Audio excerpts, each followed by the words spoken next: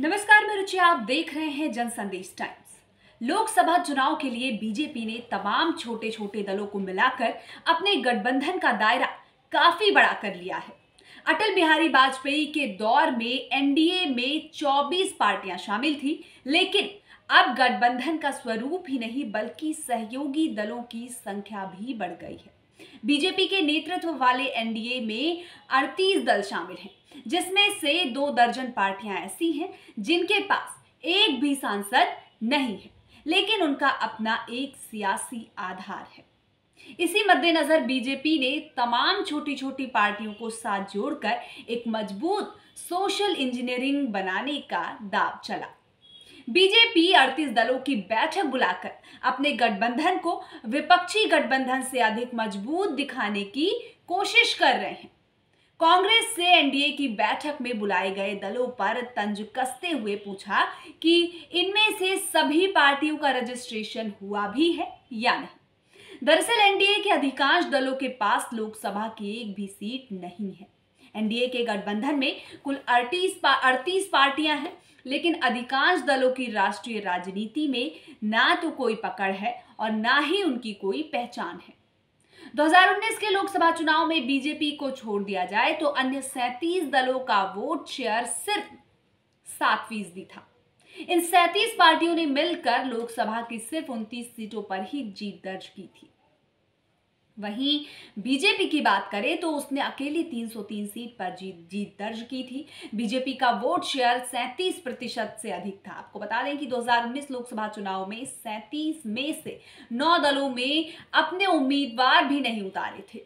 वहीं 16 दलों के पास एक भी सांसद नहीं है, यानी 37 में से 25 दलों के पास ना तो कोई सांसद है और ना ही राष्ट्रीय राजनीति में कोई प्रतिनिधित्व है। वहीं एनडीए गठबंधन के 7 दलों के पास सिर्फ एक ही सांसद है।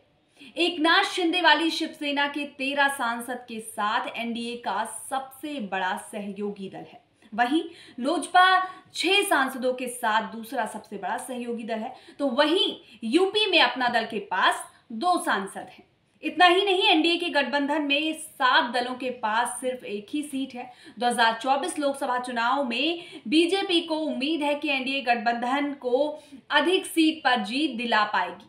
बीजेपी ने छोटे दलों पर बड़ा दांव खेल रही है।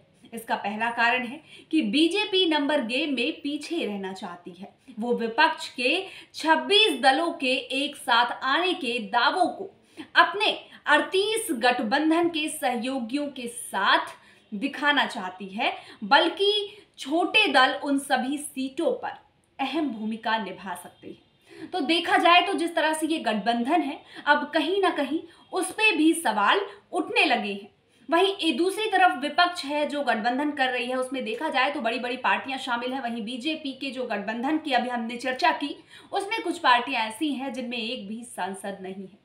तो क्या है आखिर बीजेपी का प्लान, ये इस बारे में अभी कुछ कह पाना आसान नहीं होगा, क्योंकि तमाम तरह की बातें जो हैं इस पर कही जा रही हैं, तमाम तरह के निष्कर्ष जो है इसमें निकलकर सामने आ रहे हैं। तो इस पर अभी कोई अपनी प्रतिक्रिया देना, बिना किसी परिणाम के कुछ भी कह देना तो शायद गलत होगा। लेकिन जिस तरह से इस गठबंधन पर सवाल उठ रहा है, कहीं ना कहीं बीजेपी के लिए ये अधिक चिंता का कारण बन सकता है, क्योंकि बीजेपी के पास कुछ दल ऐसे हैं, कुछ पार्टियां ऐसी हैं जिनके जो गठबंधन की कुछ पार्टियां हैं जिनमें कोई सांसद नहीं है और वो छोटी पार्टियां हैं। खैर, जो भी होगा देखना अहम होगा कि किस तरह से ये छोटी पार्टियां जो हैं वो 2024 के लोकसभा चुनाव में बीजेपी को विजयी बनाने में अपनी भूमिका निभाती हैं। ये देखना बेहद अहम होने वाला है। खैर, इसमें और जो भी अपडेट्स होंगी वो आप तक जरूर पहुंचेंगी और राजनीति से हर जुड़ी खबरें आप तक हम जरूर पहुंचाएंगे। तब तक के लिए हमारे साथ बने रहिए और देखते रहिए जन संदेश टाइम्स। हमारे चैनल को लाइक, सब्सक्राइब और शेयर करना ना भूलें।